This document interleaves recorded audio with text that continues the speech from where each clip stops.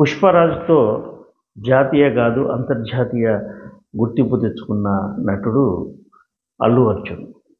అంత విజయం ఆయన అకౌంట్‌లో జమయ్యాక కెరీర్ కొనసాగింపుగా అంటే 'పుష్ప' లాంటి మరో హిట్ సినిమాలు చేయాలంటే ఆయన ప్రస్తుతం ఎలాంటి మార్గంలో వెళ్ళాలి అనేది ఆయన ఫాలోవర్స్‌లో ఒక చర్చ జరుగుతుంది. హీరోకు కూడా ఇలాంటి ఆలోచన ఉండే ఉంటుంది. అందుకే ఆయన టాలీవుడ్‌లోనే కాదు మొత్తం ఇండియాలో ఉన్న డైరెక్టర్లందరినీ ఒకసారి పరిశీలిస్తున్నారు. ఇందులో తమిళంలో సక్సెస్‌ఫుల్‌గా కెరీర్ రన్ చేస్తున్న అట్లీ పేరు మొదటి స్థానంలో ఉన్నట్టుగా సినీ వర్గాల్లో ప్రచారం జరుగుతుంది. 'జెంటిల్‌మెన్ శంకర్' శిష్యుడిగా అట్లీ ఎంతో అనుభవాన్ని గడించాడు. శంకర్ దగ్గర కమర్షియల్ అంశాలు, ఒక సినిమాను భారీగా ఎలా తీయడం లాంటి లక్షణాలు ఆయన అందిపుచ్చుకొని, ఆ తర్వాత 'రాజారాణి' సినిమాతో డైరెక్టర్గా, ఆ తర్వాత 'తేరి' సినిమా తీశాడు, 'బిజిల్' తీశాడు. ఈ సినిమాలన్నీ సక్సెస్ అయ్యాయి. అట్లీలోని ప్రతిభను గుర్తించిన హీరోల్లో అంటే బయటి హీరోల్లో, తమిళ్ కాదు బయటి హీరోల్లో మొదట 'షారుఖ్ ఖాన్'.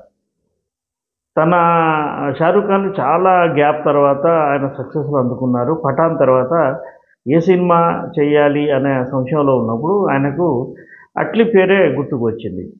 అట్లీ కోసం ఆయన బహుశా గతంలో ఎప్పుడూ చేయని విధంగా అట్లీ కోసం అన్వేషణ కూడా చేశాడు. ప్రత్యేకంగా ముంబై నుంచి చెన్నై వచ్చి అట్లీతోని ఆయన మిలాఖత్ అయ్యేవాడు. అట్లీని కూడా కొన్ని సందర్భాల్లో ముంబైకి పిలిపించి చర్చించుకునేవాడు. అంటే అట్లీకి ఒక డైరెక్టర్‌గా అట్లీకి ఇచ్చిన ఇంపార్టెన్స్ అది. ఆ విధంగా వారి కాంబినేషన్‌లో వచ్చిన 'జవాన్' సినిమా మంచి విజయం సాధించింది. 1000 కోట్లకు పైగా వసూళ్లు సాధించి షారుఖ్ ఖాన్ సక్సెస్‌ను అది కొనసాగించిందని మనం చెప్పవచ్చు. ఇప్పుడు అట్లీ ప్రస్తుతం ఏ సినిమా చేయబోతున్నాడు, ఎలా ఉన్నాడు అనేది ఒకసారి చూస్తే, అట్లీతోని సినిమా చేయడానికి తెలుగు హీరోలతో పాటుగా మళ్ళీ తమిళ హీరోలు కూడా సిద్ధంగా ఉన్నారు. ఆయన రెగ్యులర్ హీరో విజయ్ రాజకీయాల్లోకి వెళ్ళడం వల్ల అట్లీ కూడా ఒక మంచి కమర్షియల్ హీరో కోసం చూస్తున్నాడు.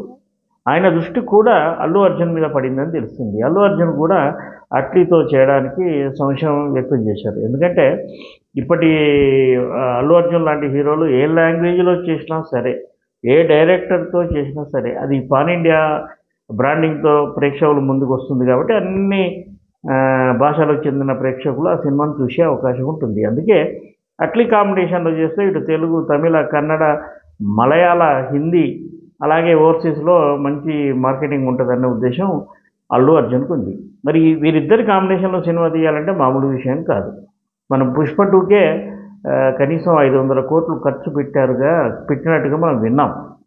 అలాగే అల్లు అర్జున్ పారితోషికం అంటే 'పుష్ప' సినిమా బిజినెస్‌లో ఆయన షేర్ తీసుకున్నాడని, అది సుమారు 300 కోట్లు ఉంటుందని ప్రచారం జరిగింది. అధికారికంగా ఎవరు ప్రకటించినప్పటికీ, అలాగే ఖండించినప్పటికీ కూడా అల్లు అర్జున్ రెమ్యునరేషన్ 300 కోట్లుగా అందరూ భావిస్తున్నారు.